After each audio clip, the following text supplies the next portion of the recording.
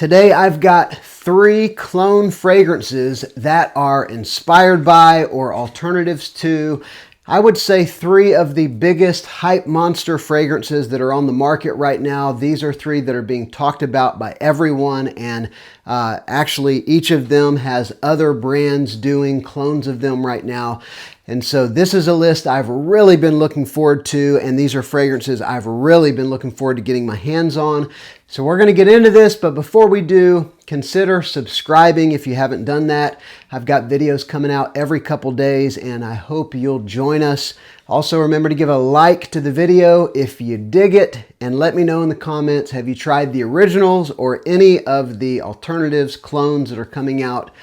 Let's go ahead and dive in. All right, so the 3 fragrances that these are inspired by are, first, God of Fire by Stephanie Humbert Lucas. Second, Oud Maracuja by Maison Criveli.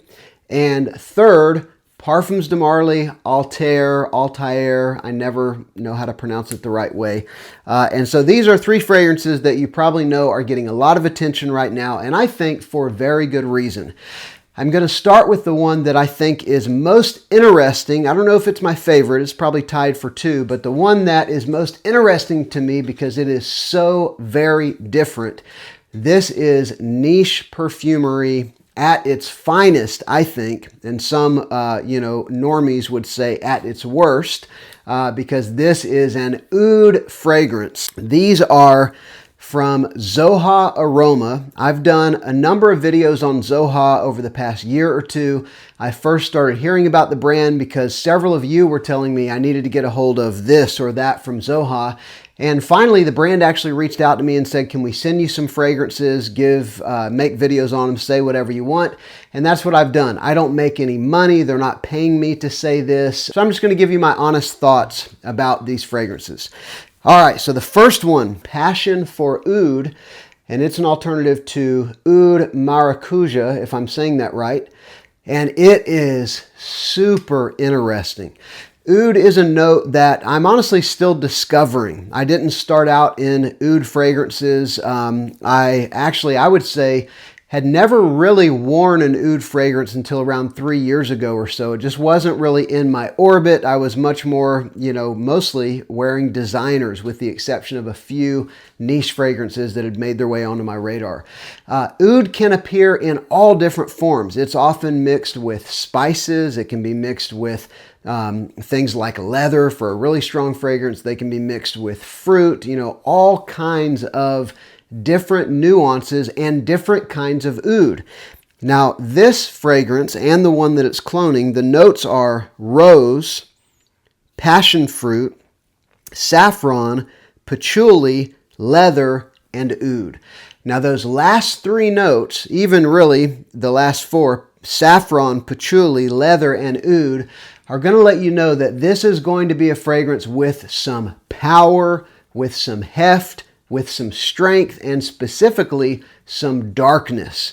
Patchouli and leather and oud together, I think, is what gives this fragrance its signature note or accord, which is this dark, inky kind of an essence or kind of a fragrance. And I don't know how to describe it any way other than that. It is a dark, inky smelling fragrance. And I really, really like it. I'm telling you, this is something that I sprayed on my arm yesterday.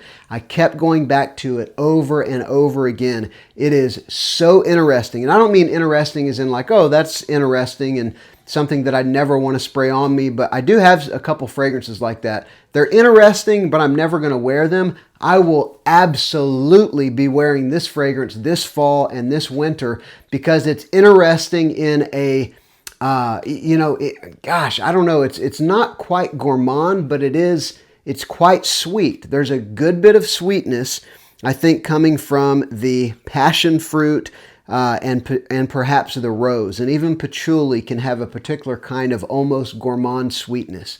So this is a dark, inky oud fragrance that is very intriguing. It's mysterious. It is, I would say, alluring. Although I will tell you, I let my wife smell it last night and she didn't like it. And that's not a surprise. My wife doesn't typically she likes mass-pleasing fragrances, just plain and simple. She likes freshies and she likes some of the sweeter mass-pleasing fragrances as well as far as on me. But most of the niche fragrances that I like that are a little more artistic and creative, she doesn't like them. And so this is one that she doesn't like, and I don't think that this is a mass-pleasing fragrance. But if you are a fragrance enthusiast, this is not an off-putting fragrance. There's nothing funky or moldy or fecal or gross about this fragrance. It's dark, it's inky, it's sweet. The leather and the patchouli have that sort of very mysterious kind of an essence. So I really like this fragrance, and I am definitely going to be wearing it, and I would recommend this to someone who likes the sound of what I just described. You know, dark, inky, leather, patchouli, sweet, oud fragrance. But man, super interesting. You might want to check it out. Passion for Oud by Zoha. I took way too long on that one, but I'm kind of excited about this fragrance. So the next fragrance we'll look at is the one that is a clone of God of Fire, which is a mango fragrance, a mango bomb. This one is called Mango Crush, and it is a tropical sweet fragrance with mango, ginger, lemon, red berries, musk, oud, cedar, and amber. And the mango has a good bit of sweetness, as well as that amber, I think, is giving some sweetness and warmth, and with a little bit of ginger in the top. I think ginger was a note. Yeah. With a little bit of ginger in the top. I really like that sweet, fruity, with a little bit of ginger, a little bit of spice. There's a number of fragrances that open with some kind of a sweet or tart fruitiness with ginger. So I really like the way that that comes across. One thing that surprised me about this fragrance is that I would have assumed it had rose in it. There's something a little bit waxy in it, sort of like Maison Alhambra's Badi Al Oud Sublime, which is another tropical fragrance. I don't know if it has mango in it. That one is a little bit more of a fruit punch kind of a vibe, but it has a similar waxy rose in it. And so whenever I smelled this one and got that bit of a waxy feel, I assumed that it was rose, but I think it might be the red berries. I think that might be what I'm picking up on. But this is a mango fragrance, which initially, especially off the top, there are some similarities to the Fragrance World King of Diamonds, which is a Virtus Narcosis dupe. In the opening, there's actually some real similarities with this one, but whereas the Latafa or the Virtus goes into sort of like a green, woody kind of a mid and dry down. Some people even say like cannabis. This one doesn't really have that. It remains fruity. It remains bright, even though there is an oud note in it.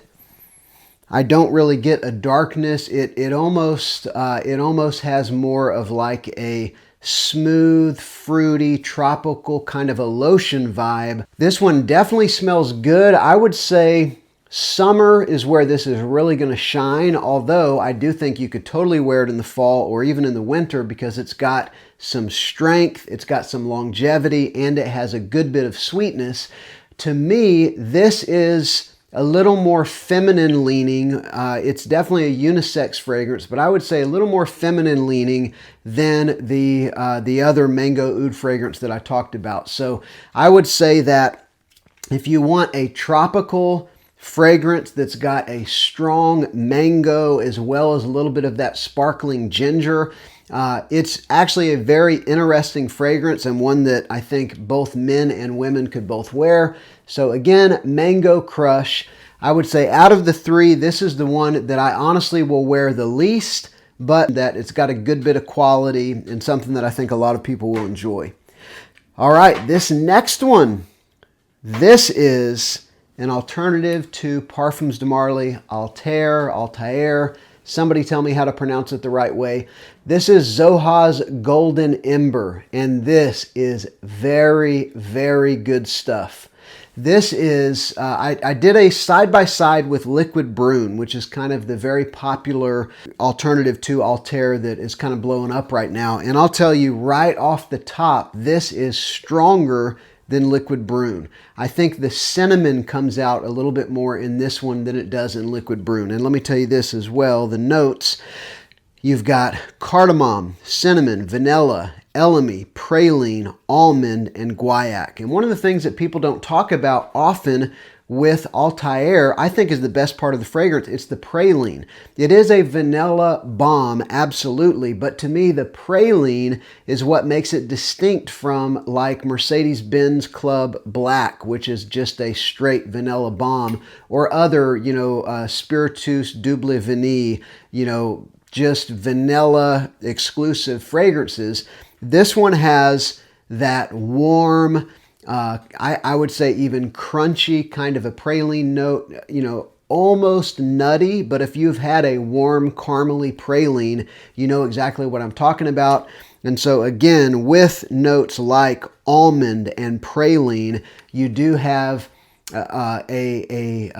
like an edible gourmand praline heart to this fragrance that is wrapped in an overdose of vanilla. This is a very good alternative to Althair. This is the fourth that I have now, and it's definitely one that it lasts a long time. I sprayed it on last night and I could still smell it this morning, and so you're not going to have any problems with performance. I haven't done side-by-side for like 8 hours to compare it to Liquid Brune, but I can tell you in the opening, I actually prefer this one. And I think, again, it's because it's stronger, and the cinnamon, cardamom, the spiciness is a little more noticeable in this one. And that's off of a strip. So I wanted to do a little bit of side-by-side just so that I could give some feedback, because many people are familiar with Liquid Brune. I think, honestly, either of them are great alternatives to Althair, but what I have found with Zoha, and again, they're not paying me to say this, and as you can see with the last fragrance, I don't give crazy glowing reviews to everything. I just give you my honest thoughts. Zoha makes some very high-quality fragrances. I don't think I've ever smelled a Zoha fragrance that had sort of a chemical warfare mess of a alcoholic, cheap opening. Pretty much with all of them, you're getting fragrance oils and you're getting strong, long-lasting fragrances. Some of my favorite fragrances of the past year came from Zoha. Arcane, which is their alternative to Roja Enigma. Wild Plum, which is their alternative to Tom Ford Plum Japonais. Viral Vanilla, which is their alternative to Kayali Vanilla 28. Each one of those are some of my literal favorite fragrances of the past year. And so what you're going to get with this one, Golden Ember, is a very high quality alternative to Parfums de Marly Althair. And I want to tell you, I should have mentioned at the beginning, I have a 10% off code for you. It is Sillage Scents 10, I believe. I'll put it across the screen just to confirm. Sillage Scents 10, you'll enter that in checkout. You'll save 10%. These are 50 ml bottles, and they are EDP concentration, but they've got to be leaning towards Parfum, or maybe it's just the quality of the oils, because I have had Zoha fragrances that have lasted 12 hours on my skin. I haven't tested any of these to the 12-hour mark, although I did spray the Oud fragrance and this one on. I actually sprayed all three of them on last night. And I could definitely still smell the Oud one and the Althair on my skin this morning whenever I woke up. So that is my honest thoughts on these three Zoha fragrances. Let me know down in the comments, have you tried the originals or dupes of any of these three? You've probably seen them all over social media. They're interesting. Mango is kind of an addictive fragrance. It's one that with the sweetness and that tropical vibe, I think a lot of people are going to love in the summer.